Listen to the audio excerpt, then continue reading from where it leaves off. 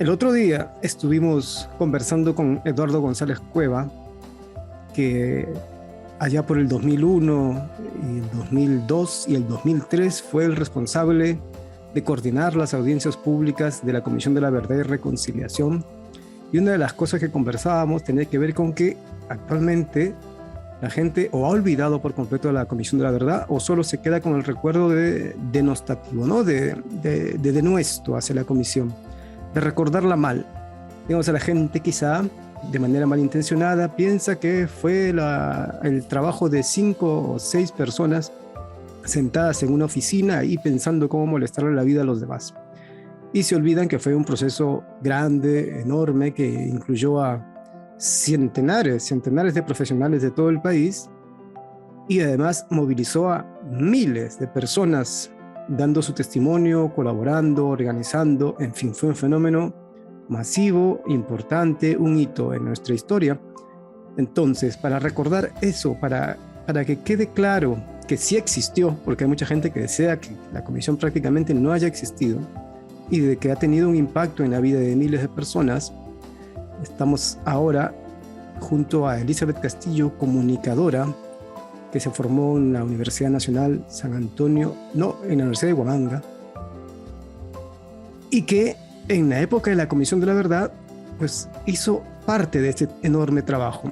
Ella formó parte de los equipos que recogían los testimonios o hacían las entrevistas a las personas que tenían a bien participar de este proceso de develamiento de la verdad, de recordar, y que, bueno, da como resultado el que se haya escrito el informe, los 9 tomos y todo el archivo que se encuentra en la Defensoría del Pueblo. Digamos, todo eso lo hicieron personas. Y una de esas personas fue justamente Elizabeth. ¿Cómo estás, Elizabeth? Un gusto, José Carlos. Y sí, pues en efecto todo lo que refieres es cierto. Hay mucha gente que cree que fue un invento, un exceso, de todo lo que dice la Comisión de la Verdad, ¿no? Pero atrás de esos 7 tomos hay mucha gente como yo, como tú, que has estado en el equipo. Y en verdad fue un trabajo arduo que ha movilizado miles de profesionales, multidisciplinario, sobre todo muchas víctimas, básicamente en regiones como Huancavelica, Purímac, Ayacucho, Huánuco, que son regiones mucho más afectadas que otras, ¿no? Pero sin embargo, no ha calado mucho ni en el sentimiento de los políticos, ni en el sentimiento de ciertos sectores que se han olvidado y dicen que lo que contiene el informe de la CBR es casi una exageración, ¿no? Que, como tú dices, casi es un invento, pero no es así. Ciertamente. Y justamente para entender un poco cómo es que se manufactura este proceso, cómo se hace, no es un libro, pues es más que un libro, es un proceso social de búsqueda de la verdad. También puede que valga la pena entender cómo es que cómo era la gente que ayudó en este proceso, que colaboró en este proceso. Cuéntanos, Eli, eh, ¿cómo, cómo era tu vida antes de la Comisión de la Verdad? Para entender también cómo uno llega, ¿no? O sea, qué colabora, qué pone de sí a ese proceso. ¿Qué es lo que recuerdas más antiguo de tu infancia? ¿Cómo fue tu niñez? Mira, José Carlos, mira, para que la gente entienda de que yo soy parte del conflicto armado interno. Mi infancia fue duro, no ha sido fácil, porque yo perdí papá, tíos, tías, abuelos en esa época. Y, perdón, Ah, está bien. y yo recuerdo mucho de mi infancia un apagón y una quema de una hacienda. Eso es lo único que acuerdo de mi infancia. Tendría unos 5 o 6 años, pero mi primer recuerdo me lleva a la quema de hacienda de Aizarca, que era un fondo de la familia Medina y de mi abuelo paterno. Eso eran los años 84. Y yo me levanto, es como a las 3 de la mañana y mi papá me dice, mire, están quemando la hacienda, ¿qué habrá pasado? Eso es mi único recuerdo de infancia. De ahí todo lo que sigue, he vivido apagones, conflictos, asesinatos. O sea, que tuve una infancia por momentos bonitos y por momentos, pero muchos momentos más duros, ¿no? Muy feos.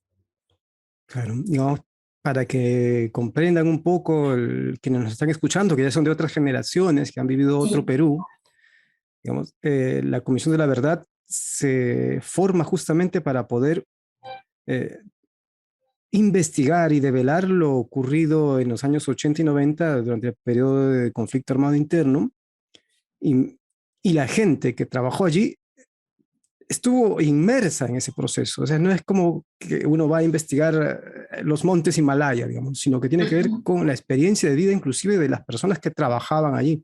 Entonces, digamos, si alguien le pregunta, por ejemplo, a mí, ¿cuál es tu primer recuerdo? Pues de repente ir al estadio. Tu primer recuerdo está vinculado directamente a la violencia ya. Sí. Sí, eso fue en mi caso porque fue el vínculo más directo, la violencia que vivimos nosotros en Ayacucho. Y como niña me acuerdo de eso, porque eso fue que me marcó.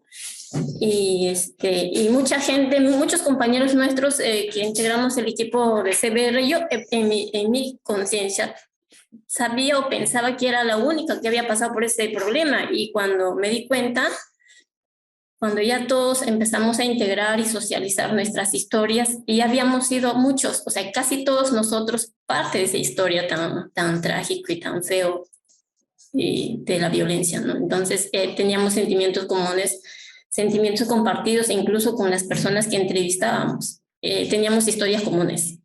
Sí, me acuerdo que en esos años, bueno, otra vez haciendo memoria, el 2001, se discutía un poco acerca de la metodología que se iba a emplear, digamos, los protocolos a seguir, y tomando en cuenta experiencias internacionales, se intentaba, o queríamos intentar, ¿no? Queríamos intentar que la gente que hubiera sufrido graves afectaciones, pues no pasara por revictimización Ajá. y, digamos, no formara parte de los equipos porque iba a encontrarse, pues, con cosas que le iban a recordar sus propias vivencias, digamos, ¿no? Claro. Dolorosas.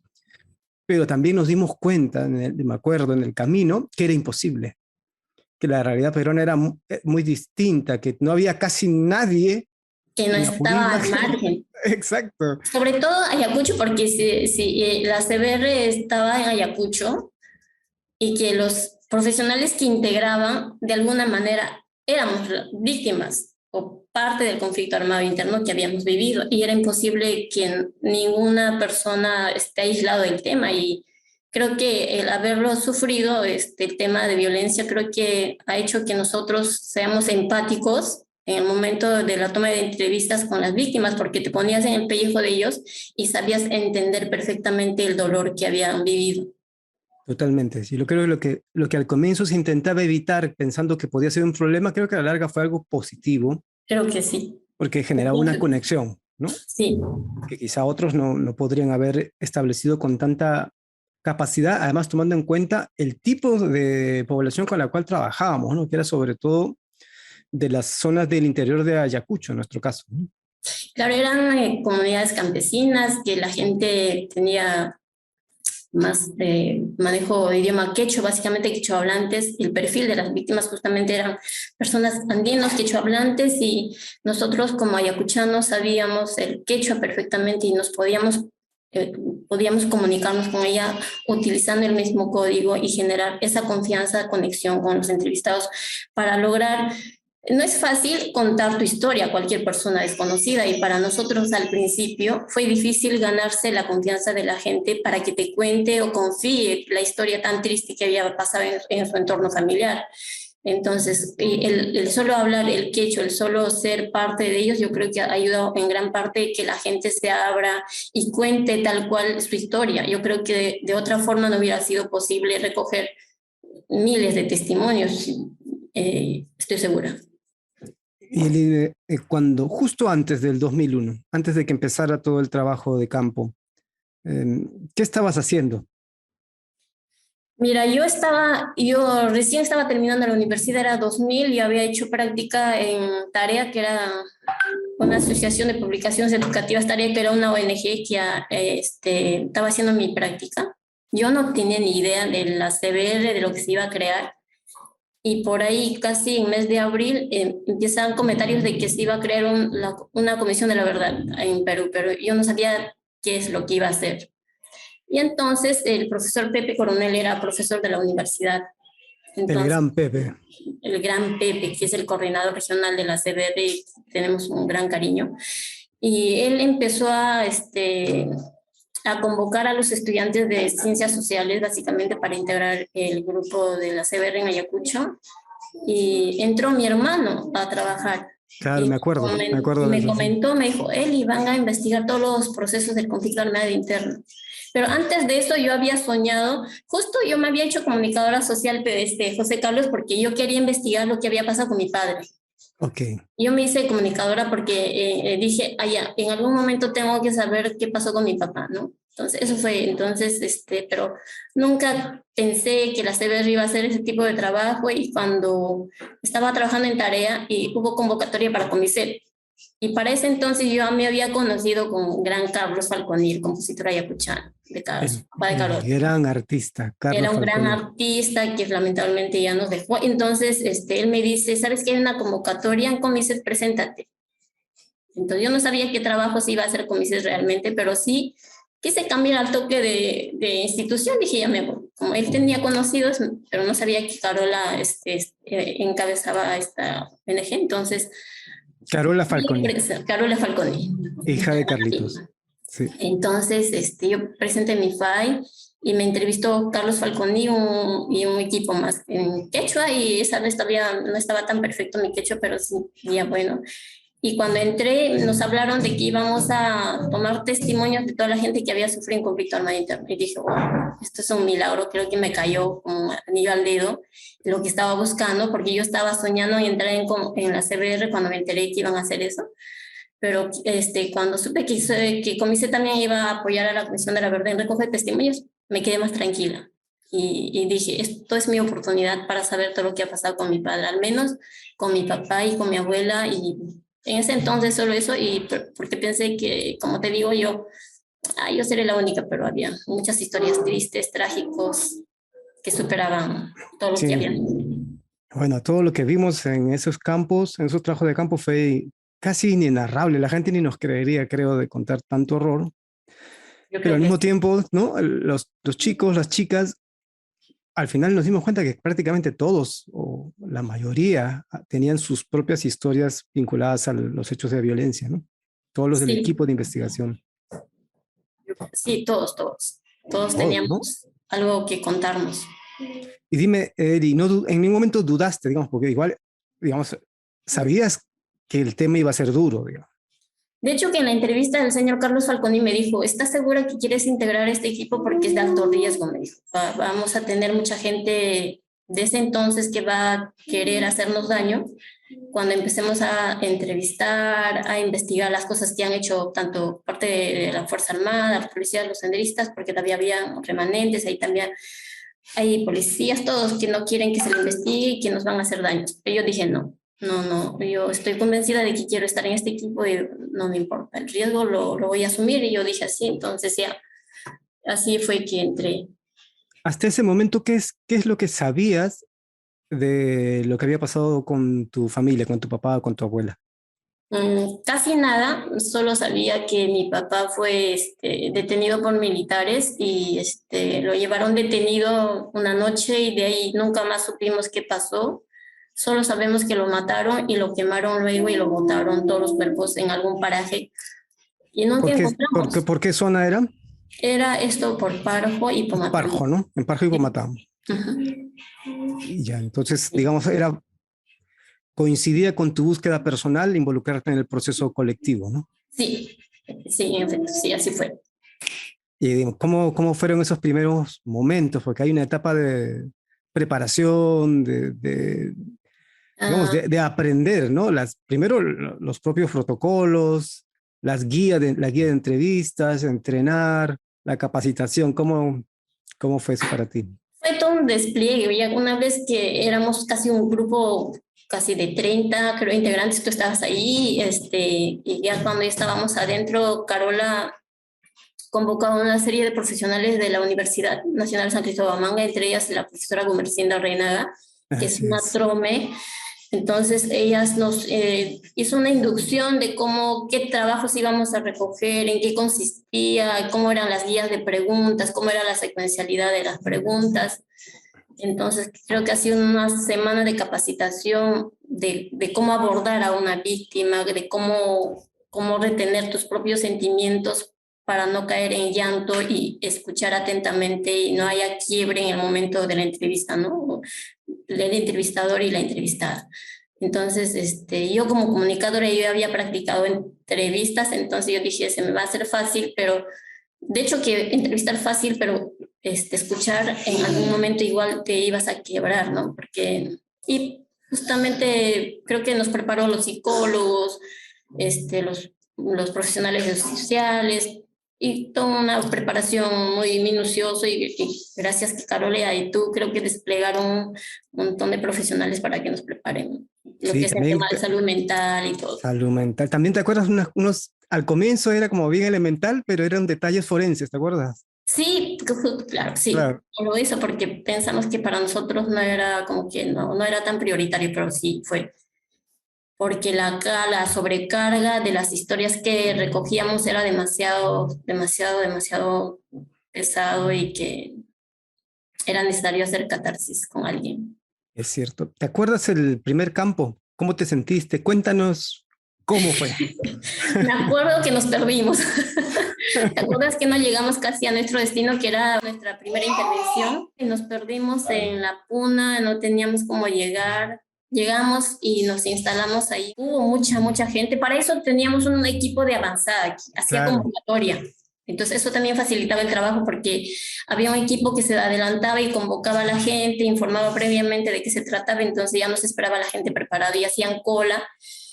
Y recuerdo, creo que ese día tuvimos un montón de gente que atender, incluso creo que para los psicólogos era nada más recoger los 7 testimonios, pero no podías recoger 7 testimonios, la demanda era mucho más amplia y había gente que venía de otros pueblos cercanos a ese pueblo y cómo decir, oye, no te puedo atender, vuelve, no nos importó los 7 casos que nos habían recomendado psicológicamente permitidos, pero ya recogimos. Ese primer día creo que recogimos muchas historias y todos lloramos y compartimos en la noche, en la cena, de las cosas que habíamos cogido. ¿Cómo cuántos testimonios crees que recogiste ese día?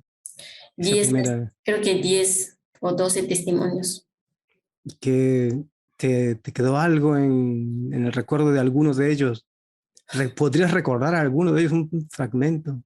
Me acuerdo de un caso de un niño que había sido torturado es un caso que a mí hasta ahora sí lo recuerdo porque había llegado un grupo de patrulla de militares a este pueblo en busca de los terroristas y habían metido a la casa de este niño, pero su mamá se había ido dejando a este niño solo a traer leña. Y en eso llega, entonces le dice al niño, le pregunta el militar, y dice, ¿has visto a los tucos? Y el niño en su inocencia dice, sí, sí, visto, porque mi mamá guardaba arriba. Y el niño le dice, el militar le dice, a ver, sube, ¿de dónde está el tuco? Y el niño en su inocencia saca el tuco sibarita. El tuco, pero al niño previamente le habían torturado, hasta le habían quemado la mano para que hable el niño. Eso a mí me pareció una mentalidad más brutal y como un niño, no cabía en mi cabeza que un niño podría ser torturado cruelmente por decir que si conocía un tuco y aparece con un tuco sibarita en la mano. Igual el militar seguía golpeándolo. Eso a mí me marcó también mucho. Y sí, bueno, da para la historia peruana de la infamia ese testimonio, y así fueron muchos, ¿no? Sí, demasiadas cosas desgarradoras. Ya tu bebé. Ahí está. Está jugando. Sí. Dime, Eli, ¿qué se te hacía más complicado de las entrevistas? Había que seguir la guía, había que grabar, había que tomar apuntes, había que hacer bastantes cosas al mismo tiempo, digamos, ¿no? Yo creo que seguir la guía porque a veces no se sujetan pues, a la realidad, no hay cosas que en el momento no las guías y Las entrevistas también, porque había mucha gente que no está acostumbrada ni familiarizada que le pongas una radiograbadora en la boca y que te hablen. Había mucha timidez y mucho miedo. Decían, pero ¿para qué? ¿Para qué me va a servir a mí contar mi historia? ¿Qué voy a yo lograr? ¿O qué me van a dar a cambio? ¿No? Todas esas cosas. Claro, claro. O Sí. sea, ¿qué obtiene la gente contando su pena, digamos, Su ¿no? historia, sí. Y tú ante eso, ¿qué estrategias tenías para ayudar a la gente a que pueda expresarse? Yo creo, yo le decía que era su oportunidad, que confiara en nosotros, que nosotros, también creo que mi estrategia fue que, empatizar mi dolor sufrido con el dolor de ella, así por momentos nada más, y que estábamos nosotros ahí para escucharlos y para que esa voz sea escuchada a nivel nacional y que las autoridades en futuro de alguna forma puedan hacer justicia y resarcir todo ese daño que ellos habían sufrido. Eso fue los parámetros que nosotros teníamos como respuesta a ellas, ¿no? Y eso fue lo que creo que en alguna medida ayudó que las personas confiaran y empezaran a contar su historia. ¿Cuál habrá sido la entrevista más complicada que recuerdas? ¿En dónde? Esto fue en un poblado súper pobre, no había agua, no había escuela, no había comida, y ese pueblo era terrible, y que habían como 5 mujeres que habían sufrido violaciones sexuales por parte de militares, pero en grupos, que esta mujer había sido violada por 5 militares en su casa. Esa para mí fue difícil porque entrevistar violación sexual es terrible, no sé, para mí fue difícil, no sabía ni cómo preguntar, a mí me tocó mucho, había como 7 o 10 militares violándole sistemáticamente a una mujer en grupo, eso fue para mí difícil de abordar, cómo preguntar a una mujer que fue abusada por un grupo de militares, eso se me ha hecho más difícil. Sí, bueno, ¿qué se dice allí, no?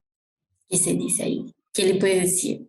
¿Cómo pides que esta mujer pruebe lo que le pasó para que alcance justicia? Que es casi lo que pedían, ¿no? Una prueba para que el militar que él violó sea juzgado. ¿Cómo le prueba después de 20 años esta mujer que fue violada por 10 militares una noche?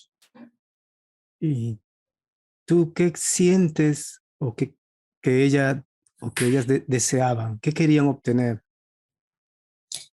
Ella lo único que quería era sanar su alma, que se sentía muy dañada interior. Su alma estaba destrozada, no sabía por qué los militares le habían hecho cuando tenían que protegerlos a ellos, y que solo buscaba justicia, que en algún momento estos militares sean identificados y sancionados por todos esos daños que a ella le había generado. Por toda su vida había quedado marcada, porque ni siquiera los hombres de su pueblo le querían, porque decían, tú eres sobra de los cabitos, tú eres sobra de una violación. E incluso cuando tenían hijos producto de violación, le decían, tú eres hijo de producto de una violación. Era una estigmatización terrible, doblemente estigmatizada. Esta mujer había sufrido múltiples cosas por discriminación en su propio pueblo, por las propias mujeres, por los propios hombres. Debe ser terrible para una mujer sufrir tantas cosas después de haberlo vivido en escena como esa, ¿no? O sea que no me imagino. Yo solamente lograba llorar con ella, escucharla que lloraba, que se sentía. A veces ella decía, me quisiera ver adentro cómo estoy porque he quedado dañada. Quisiera abrir mi cabeza, que me duele, que constantemente lo recuerdo a las noches que sueño, y cada vez que quiero intentar hacer mi familia con alguien, se me viene a la idea el hombre que en alguna vez ella pensó hacer familia con ese hombre. Le decía a cada momento que ella había sido producto de una violación, que siempre la hacía sufrir por ese tema, ¿no? Como que ella la había buscado para que la violen. Eso es peor, que un hombre te diga, pues seguramente te lo merecías o tú lo buscaste que te violen, que te estigmaticen de esa manera en un pueblo era para esta señora terrible, ¿no? Y para cualquiera que nos podamos imaginar y entender. Sí, me has hecho recordar que, no, bueno, nos encontramos con varias situaciones así, y si lo hicimos nosotros, supongo que muchos otros equipos también en diversos lugares del país, y que una cosa que conversábamos, me acuerdo, discutíamos en grupo, era en esos casos cómo hacer, ¿no? Para darles un espacio para que hablaran y no fueran objeto de represalias en el propio pueblo, digamos, porque habían pueblos donde básicamente los varones que tienen la Sí, autoridad eh, querían mantener en secreto diversas cosas de las comunidades, ¿no? Diversas responsabilidades, pero también, por ejemplo, la violación sexual sufrida por las mujeres del pueblo, que eran, ellos las sentían como sus mujeres. Entonces, al estar ellas haber sufrido violencia sexual, pues ellos se sentían como ellos, ¿no? Se sentían como cómo no. manchados, deshonrados, ¿no? Y Su que eso, pueblo deshonrado, que las mujeres deshonradas y que creo que intentar ocultar y que les, incluso creo que uno de los pueblos, que no me acuerdo dónde, que el presidente de la comunidad o alguien había prohibido que las mujeres hablaran sobre las claro, relaciones sexuales que habían sucedido porque iban a dañar su integridad como hombre, que van a decir que ustedes lo han buscado, por eso han sido abusadas. Había muchas formas que habían buscado para que esta mujer se calle y no cuente, pero como tú dices, creo que incluso buscamos estrategias de cómo intervenir exclusivamente a estas mujeres que habían sido víctimas de violencia sexual, porque era, o sea, amor. Pero yo me acuerdo que esta señora se me acercó, porque éramos varones, éramos chicas, pero esta señora no había terminado de atenderse con nadie y se quedó sentada. Pero yo le decía, anda, a que te atiendan, por favor, mi compañero. Y me decía, no, yo espero, yo te espero.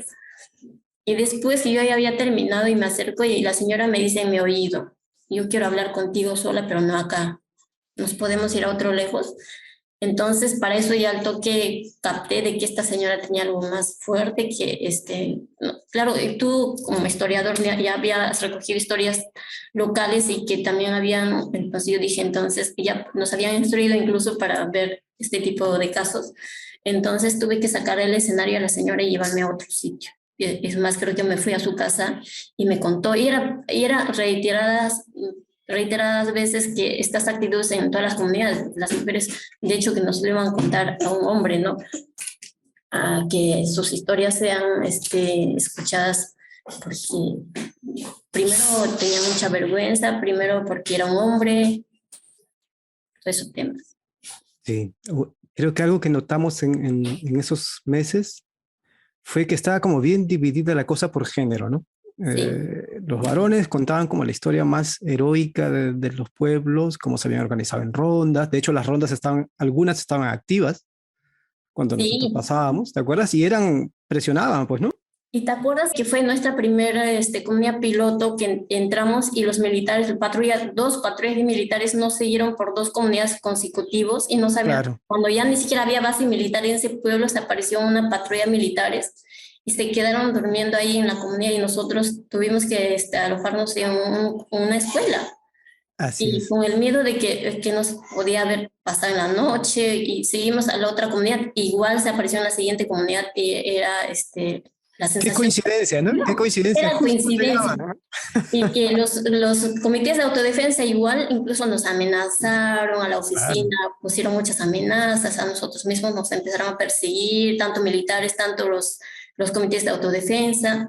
Fue terrible, no fue fácil. Si la gente cree que fue fácil recoger los 7 tomos de la CBR, está equivocado, porque ahí en ese libro está plasmado toda la historia desgarradora que le pasó a la gente, más que nada de las comunidades campesinas, de las regiones más pobres del Perú. Ahí están en ese tomo y nosotros, tú y yo que hemos recogido, no estamos exagerando. A ver, no es exagerar que un niño de 6 años fue torturado por mencionar Tucos y Varita, que ignorante del policía o militar, creo, pensó que él estaba diciendo Tuco o a senderista, porque generalmente Tuco se les decía a los senderistas en esos pueblos, no sé, su apelativo era Tuco o senderista, entonces torturar por eso a los niños, quemar a las ancianas. Yo creo que fue una brutalidad. Sí.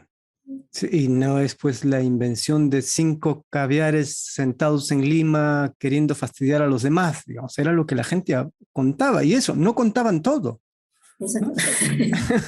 Era difícil, era difícil. era difícil, como tú bien mencionas, me acuerdo algo, o quizás yo en mi pensamiento idílico he acabado cristalizando así, ¿no? Pero recuerdo que siempre tenemos que conversar con los varones, ¿no? El teniente gobernador, el juez de paz, el presidente comunal, el presidente de la ronda, digamos que eran con quien tenías que medio negociar Primero, sí. primero que llegáramos, que se hiciera el trabajo allí. Pero quienes, en realidad sobre quienes descansaba el ejercicio de la palabra eran, no es que no hubieran varones, ¿ya? Pero era inmensa mayoría las mujeres, ¿no? Que nos esperaban en todo el día, o sea, desde horas antes, haciendo filas inmensas. De Y creo que mujeres. sí, las mujeres. No había hombres, yo no lo veía casi a hombres, Claro, raras, era, veces que ya se aparecían al final de la tarde cuando ya nadie, pero eran la gran mayoría de las víctimas que narraban su historia eran las mujeres. Primero porque eran las mujeres las que habían sufrido más o es que eran más las viudas que habían quedado, claro, porque habían terminado con los hombres, habían sido asesinados tanto por Sendero, por militares, habían sido ejecutados, desaparecidos, asesinados. Entonces, en la gran mayoría yo entiendo que también eran las mujeres víctimas que eran viudas, ¿no? claro, hablando en nombre de los que ya no están, pues. No, claro. Sí, sí, eso por un lado, y creo que por otro, pues yo sentía que ellas rompían un poco el cerco de la autoridad, digamos, ¿no? Del lenguaje que la comunidad podía permitirse contar, digamos, para no desentonar de las narraciones más heroicas, ¿no? Y también, bueno, también los secretos que los pueblos tenían que guardar, ¿no? Porque habían secretos de pueblo que eran complicados, ¿no? Sí. Sí, de hecho, todas las comunidades tenían sus secretos porque habían comunidades también que tenían cierto involucramiento con Centro Luminoso, eh, casi en todas las comunidades, no porque quisieran, sino porque los líderes del Sendero Luminoso les asignaba ciertas responsabilidades obligando en cada comunidad. Y la gente al verse encorralado tenía que aceptar ser representante del Sendero en cada comunidad, no porque quiso, sino porque fueron obligados, porque previamente ejecutaba a su familiar como prueba de que no estaban hablando en broma, sino que si los aniquilo y ustedes, si no aceptan el discurso de nosotros, vengo y les aniquilo a todos. Y fue así en mayoría de las comunidades. Entonces la gente no tuvo otra opción. Y como dicen miles de historias, estábamos encorralados entre dos mandos, tanto militares y sendero. No teníamos otra opción, teníamos que estar con uno o con dos, no sabían a quién ellos confiar.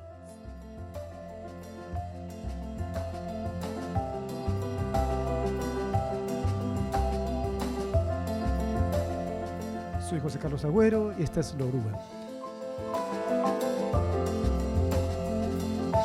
Dime, Eli, cuando luego de visitar diferentes pueblos regresaban a Huamanga los equipos, pasaban por un momento de descanso, de retroalimentación y también como talleres de salud mental, recuerdo. ¿Eso cómo lo viviste? ¿Te fue útil? ¿Cómo acompañó tu trabajo de campo? Mira, lo que en campo nos quedábamos varios días, me acuerdo, creo que como 15 días, un mes, Claro. no, un mes Claro, de para trabajo de contarle a la campo. gente, se Ajá. diseñaba una ruta. Se diseñaba toda una ruta, porque un mes estabas toda una comunidad que no solamente era uno, eran como 15 comunidades, pueblos, caseríos que tenías que ir 8 horas de caminata, 5 horas de caminata para llegar a las zonas más recónditas de las comunidades. No es que iba solamente a la capital de la provincia o distrito, nosotros nos desplazábamos a las comunidades más alejadas donde no había presencia de Estado, no había ni posta, no había ni escuela, íbamos caminando y eran meses de trabajos ahí, entonces nosotros de hecho que nos necesitábamos nosotros socializar, lo que cogíamos todos los días era una sobrecarga de historias y lo que me acuerdo que habíamos planteado entre nosotros era contarnos al final de la noche nos juntábamos en nuestro cuarto y nos contábamos las historias que habíamos recogido y eso nos servía para llorar entre nosotras mismas, compartiendo las historias más fuertes que nos había tocado. Y socializábamos esas historias y nos poníamos a llorar. Y llorábamos, sí, llorábamos y eso nos ayudaba a desahogarnos, a estar tranquilos para el día siguiente. Y seguir con con la misma rutina de escuchar otra historia más, una tras día, así tras días, ¿no? Entonces, y luego cumplido el mes, volver a la ciudad y teníamos lo que es atención psicológica, terapia psicológica. Entonces, eso ¿Y eso creo que cómo la recuerdas? sí, me ¿Cómo? acuerdo que eran días de trabajo, que el psicólogo nos decía, a ver, cuenten, boten todo lo que tienen adentro, contenidos, y no se sobrecarguen, pero era difícil no sobrecargarse con tantas La cosas. verdad. Sí. Y a veces entre nosotros mismos hacíamos catarsis, habíamos logrado hacer nuestra propia terapia, nosotras hacer nuestra propia terapia. ¿Para qué? Para que nuestro trabajo fluya bien y nos poníamos a cantar a veces como caminábamos en las montañas, en los cerros, horas y íbamos cantando, escuchando radio. Había un gracioso en el equipo, nos faltaba y hacía broma. Y era una forma de despejarte de la pena y volver a la tranquilidad para volver a trabajar, para ponerte más energía, ¿no? Y seguir con el trabajo. Es cierto, sí. A veces las cosas pues no discurren como uno puede haberlas previsto o planificado, ¿no? Sí, no Eh, siempre es. claro, En el trabajo de campo es difícil que algo que planifiques pueda salir tal cual. Siempre hay que adecuarse a la dinámica de la gente del campo. sí. Recuerdo, por ejemplo, que, digamos, todo en teoría, ¿no? Todo mientras lo íbamos diseñando, o se iba diseñando, los equipos de la CBR los diseñaban y luego nos compartían, que había que buscar lugares con privacidad, confidencialidad, intimidad, ¿no? Y brindarle toda esa situación a los testimoniantes. Claro, que es lo ideal y tiene sentido, ¿no? Claro, Pero en la vida real era imposible, digamos, ¿no? sí, porque llegas a una comunidad que no había ni escuelas, había escuelas, pero estaba en horas de clase y tenías que adecuarte para buscar la forma de que la discrecionalidad en la entrevista con las víctimas sea en ese espacio privado entre él y tú, ¿no? Entonces, sí, había formas que buscábamos, pero siempre es, claro, eso sí lo hemos mantenido por respeto a ellos también. Hemos logrado que eso sí se haya, a pesar de las limitaciones que había, pero al menos, claro, eso se merecían ellos, ¿no? Claro, Total no, privacidad. no se podía dar, ¿qué te digo?, la privacidad ideal de que cada uno tuviera una oficina para hablar, pero sí el Sí, darles la sensación de estar siendo escuchados sí, eh, seguras, que ellas se y sientan seguras. seguras, que lo que nos cuente queda entre ellos, eso es lo que ellos buscaban, pero nadie se va a enterar como que el miedo en ellas todavía continuaba, estamos hablando del 2001 o Claro, 2002, y el miedo en ellos continuaba a pesar de tantos tiempos, pero ellas muchas veces no querían contar justamente por temor a que tomen represalias los agentes que habían hecho daño a estas personas, ¿no? Y que aún en algunos casos todavía vivían. dime, Eli, ¿lograste reconstruir tu propia meta personal? Digamos, cuando te planteaste entrar a la CBR, tenías una meta personal también, digamos, vinculada a lo vivido por tu familia. ¿Qué fue de eso? Sí, de hecho estaba con nervios y cuando, claro, porque Ayacucho tiene 11 provincias, entonces las 11 provincias tienen sus propios distritos, los distritos sus propias comunidades. Y yo esperaba el momento que iba a tocar a Vilcas, Guamán y consecuentemente mi comunidad. Y cuando nos tocó ir, Carola me preguntó, a Carola, y yo le agradezco mucho, fue por ella que llegué a Comiset y a hacer este trabajo. Y me preguntó, y me dijo, Eli, ¿estás segura de poder ir a esa zona y investigar lo que pasó con tu papá? ¿Estás en tu libertad de decir no, sin, o no ir ahí? Igual los chicos que van a ir van a coger las entrevistas.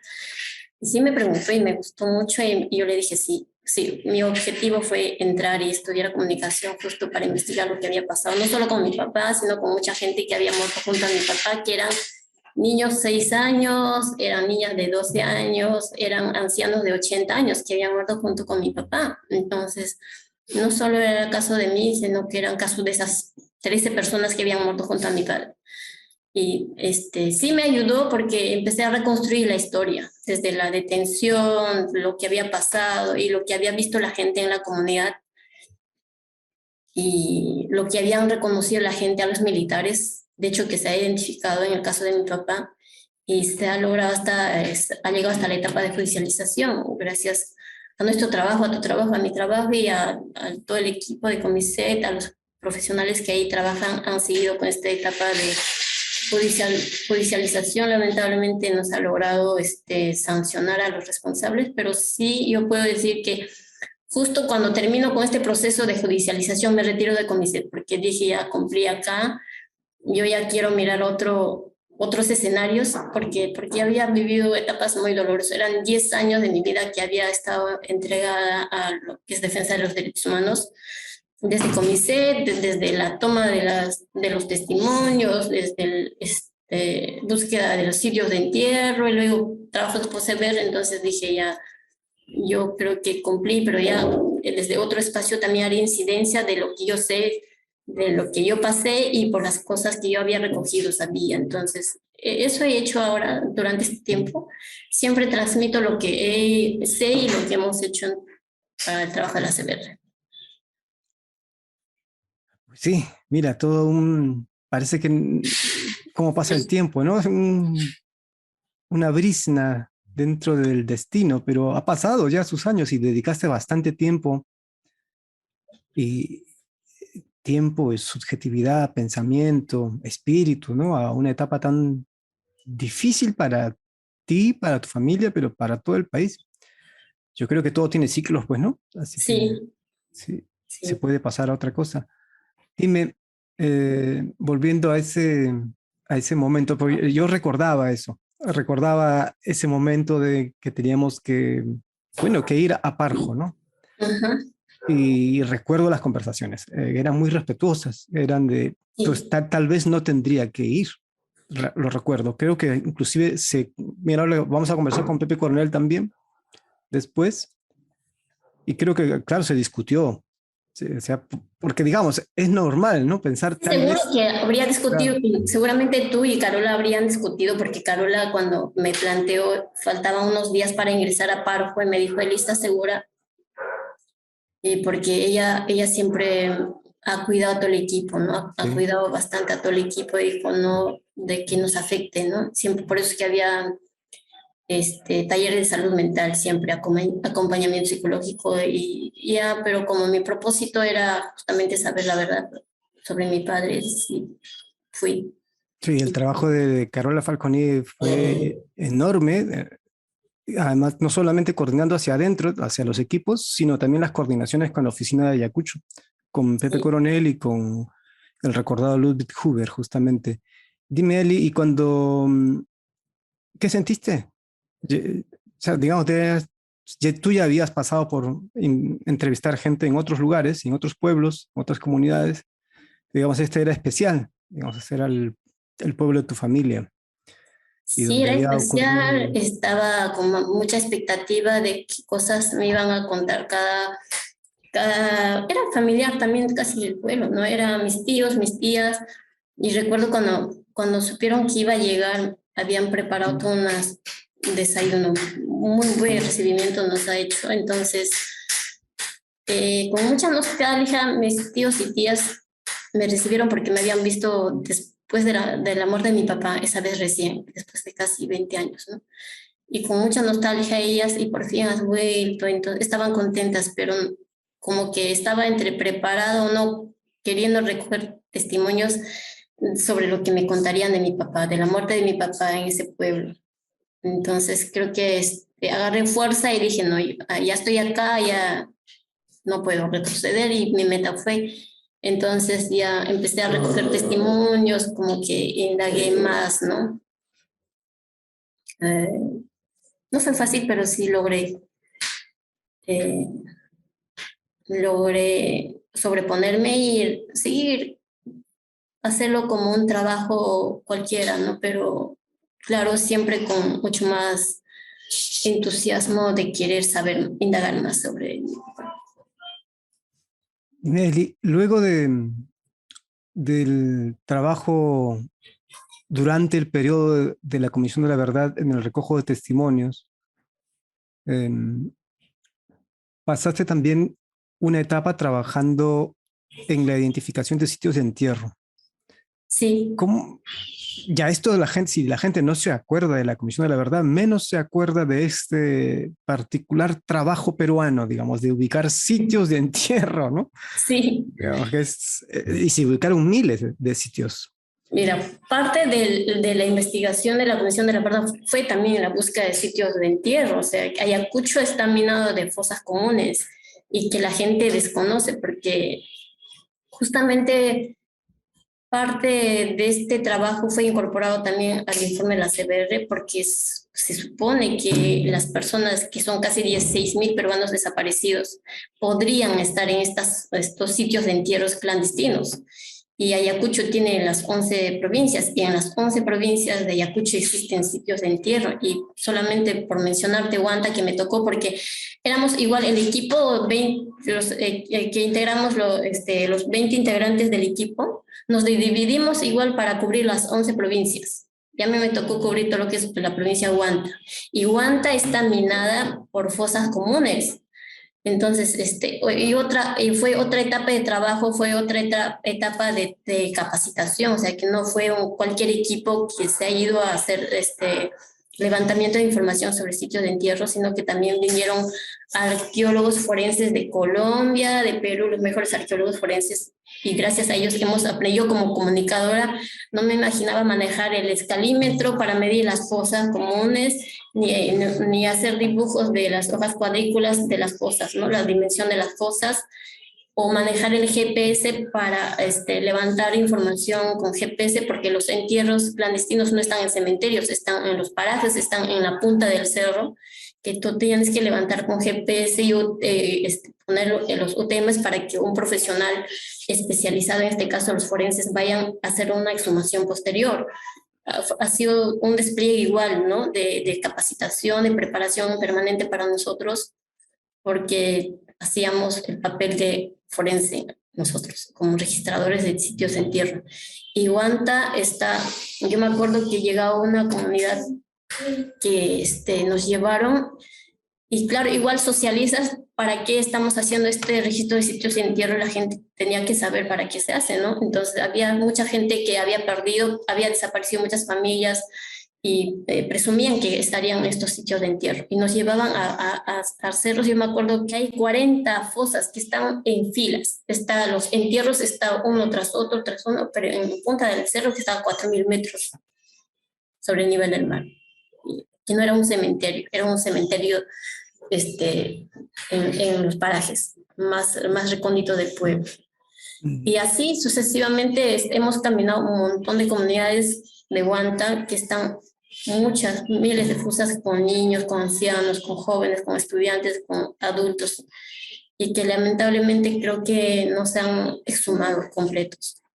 Y yo creo que para nada. Las personas desaparecidas, las 16.000 personas desaparecidas, yo creo que fácil va a superar si es que se lograra en Perú exhumar todos estos sitios de entierro.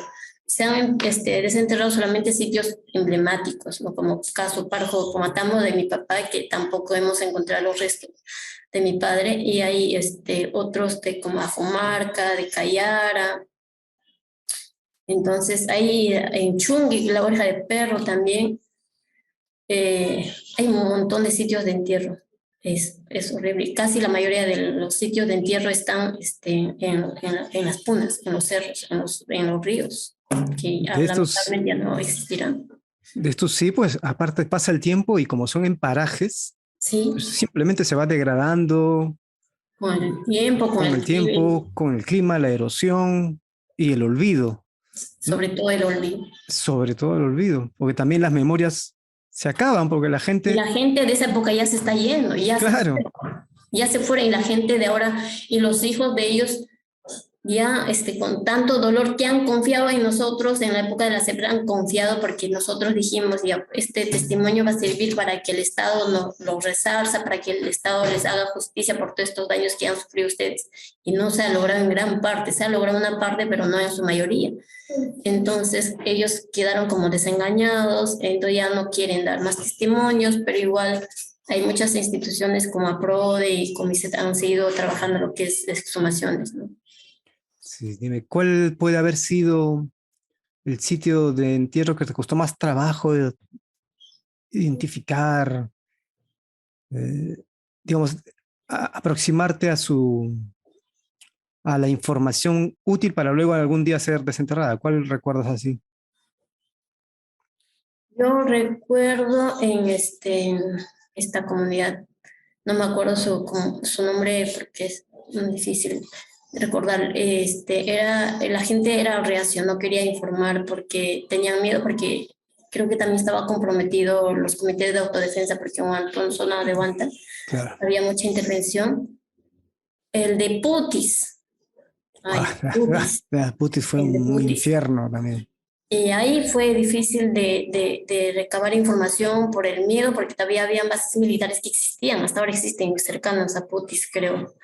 Entonces ellos tenían mucho miedo de contarnos la historia. Y en Putis había 124 personas, sí, 124 personas en una fosa común. Ellos sí no estaban enterrados, como en otros sitios así en Desperdigados, ¿no? desperdigados. Ellos en Putis habían hecho un hueco grande, un hoyón grande, ahí estaban todos. Y yo he visto los huesos de niños que había aflorado con el tiempo debajo de las piedras, o los huesos de los bebés y los zapatitos de los bebés que todavía se mantenían intactas, y las ropas que habían aflorado con el tiempo.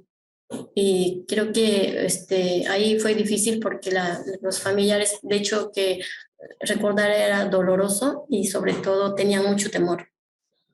El de Putis me tocó porque yo fui a registrar ese sitio y había no solamente ese sitio grande que estaban con 124 personas en la fosa, sino que había otras fosas pequeñas con 7, 8 personas más alejadas de esta fosa, pero en el mismo pueblo. Eran como 7 fosas, creo que me acuerdo. Y me listo, no tengo ni idea, pero digamos, como a mí me ha pasado, te lo pregunto. ¿Alguna vez te has encontrado con algunas personas que se hayan entrevistado en esas épocas y te hayan preguntado algo o te hayan comentado?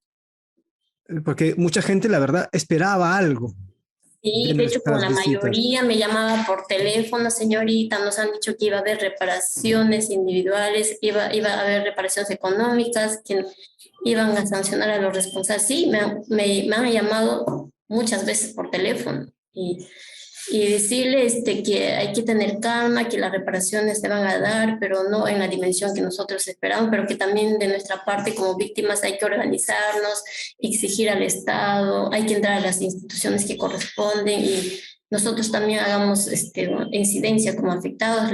Eso era la única cosa que le podía decir, porque ya nosotros desde la comisión, desde la Comiset, habíamos hecho ya tú te recordarás, varias recomendaciones para las reparaciones no individuales, las reparaciones económicas, en educación, en temas de víctimas de violencia sexual.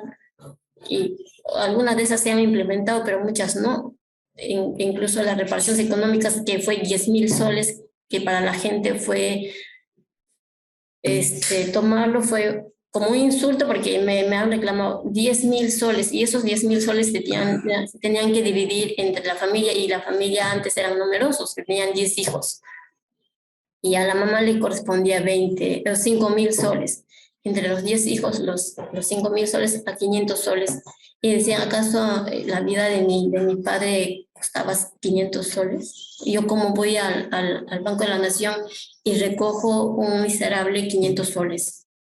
Eso fue horrible. Lidiar con la gente y explicarle, no fue fácil.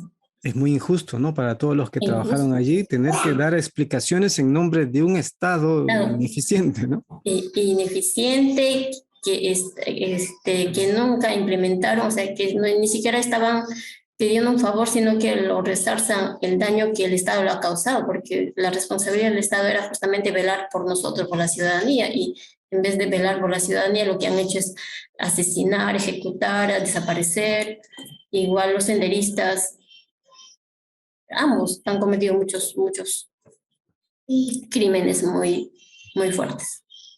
Pero habiendo pasado ya tanto tiempo, de 20 años ya, 20 años, increíble. Sí, éramos chiquillos, 20 años. éramos jóvenes. Alguna vez lo fuimos. Seguimos siendo jóvenes. Sí, de alma, de alma. De alma. Y mirando hacia esos años, ¿no? Si tuvieras que... Claro, es que la gente no se imagina, o sea, toda la chamba que hicieron estos equipos, o sea, Es increíble. logística, es personal, es Claro, movilidad, es es, todo. es poner tu cuerpo, tu mente al servicio de la palabra de los demás, ¿no? Sí, y que esta familia confiara en ti, pensando que en algún momento sí efectivamente le iban a ser reparadas, iban a hacerle justicia, pero no se ha hecho. En algunos casos nada más, en la Si, mayoría. si hoy, mirando hacia atrás a esos jóvenes que éramos, tuvieras que hacer algo, corregir algunas cosas ¿qué harías distinto? ¿Te refieres al trabajo de la CBR? Sí, a tu trabajo, por ejemplo.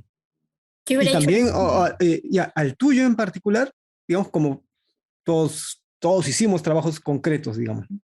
Ajá. Y también pensando ya en la CBR en general. ¿Sí? Eh, lo que hubiera hecho distinto. No creo que hubiera cambiado nada, porque el objetivo era claro, recoger los testimonios. Yo si volviera otra vez a hacer ese tipo de trabajo, lo haría. Lo volvería tal vez con mucho más responsabilidad, mucho más preparada para recibir, para indagar más.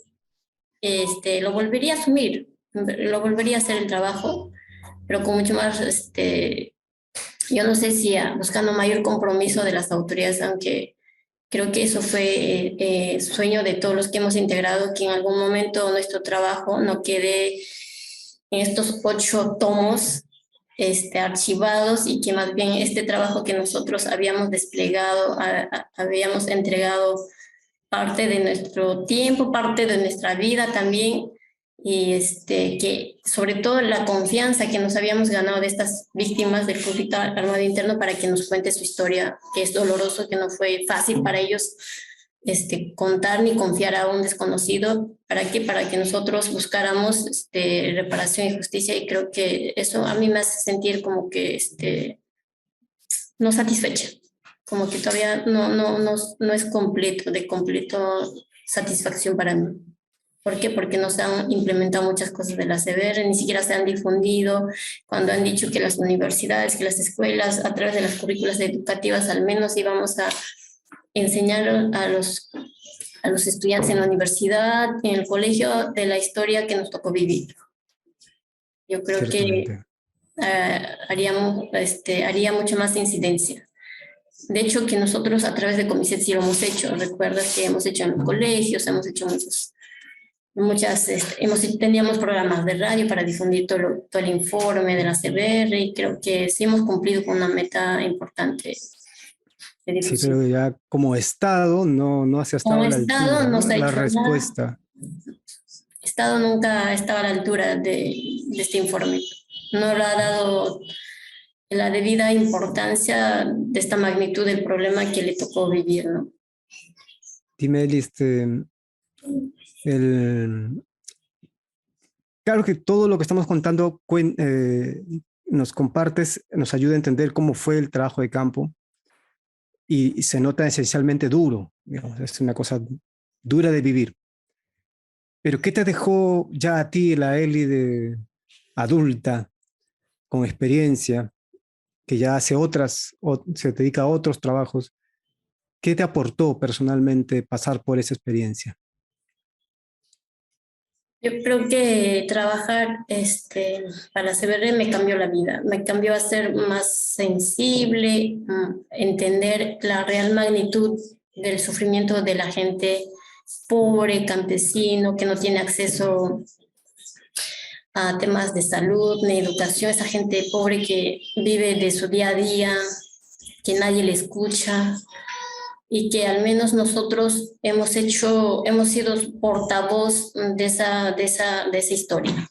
Eso a mí me satisface porque a pesar de que no se ha cumplido con todo lo recomendado por la CBR, pero nosotros al menos hemos, como, recogedores de testimonios, hemos sido el portavoz de estas familias hacia el Estado, que lamentablemente no los ha escuchado en gran parte.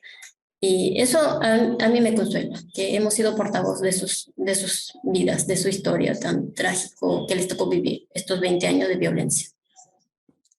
¿Sientes que hay un orgullo allí de haber participado de este proceso?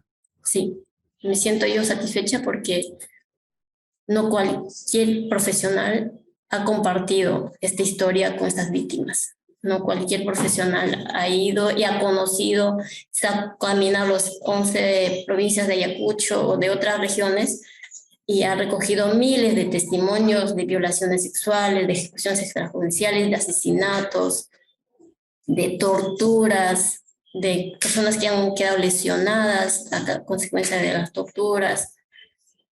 Yo estoy satisfecha porque puedo contar y le voy a contar a mi hijo, le cuento a mis compañeros en trabajo, comparto todas las historias y a veces se quedan boca abiertas y me dicen tanto así fue. Y sí, pues fue así, tanto así que mucha gente ha vivido y lamentablemente que aún esperan y se están muriendo a la espera de justicia, a la espera de una reparación justa. Pues, Eli, muchas gracias por habernos compartido tus recuerdos, tus reflexiones también en torno de tu valioso trabajo de campo en la época de la Comisión de la Verdad y Reconciliación, que como tú vieron tantas mujeres y varones en todo el país, en diferentes oficinas que realizaron este trabajo, que no es un invento, que se recogieron al menos 17,000 testimonios en todo el país, que con esto se escribió, se tomaron en cuenta para escribir estos famosos 9 tomos del informe de la Comisión de la Verdad, y que además todos estos testimonios, o por lo menos sí, están todos guardados en los archivos de la Defensoría del Pueblo. Así es que si alguien duda de que estas historias se recogieron o de que son reales, pues puede ir y contrastarlas con el archivo y no simplemente creer la propaganda que escucha. Elizabeth Castillo, una profesional que en ese momento dedicó su inteligencia, su físico, su alegría, porque así la recuerdo yo, su ánimo, para poder escuchar y, como ella dice, ser por lo menos un consuelo de la gente. Muchas gracias, Eli, por haber participado en nuestro episodio de hoy. A ti, José Carlos, por invitarme y por compartir esta historia con todos los que nos escuchan y con todos los que nos van a escuchar, y reiterarles de que efectivamente nuestro país ha vivido estos 20 años trágicos, no solamente de parte de Fuerzas Armadas, sino también de Sendero Luminoso. Ha habido muchos agentes que son partícipes del conflicto armado interno, y yo les invito a que lean que esta investigación no es una exageración. Han habido equipos que han sido equipos especializados que han investigado por separado casos emblemáticos como casos de violaciones sexuales, casos de ejecuciones extrajudiciales. Han habido grupos de profesionales que se han dedicado a investigar minuciosamente, a hacer una investigación en profundidad, lo que llamábamos en ese entonces, y que lean, compartan y socialicen en donde estén. Y gracias, José Carlos. Estamos siempre para compartir todo lo que hemos recogido. Así sea, Eli. Como dice Elizabeth Castillo, lean, piensen y ejerzan su juicio crítico. No nos dejemos ganar solamente por el olvido y la manipulación. Muchas gracias y nos vemos en otra edición de La Oruga.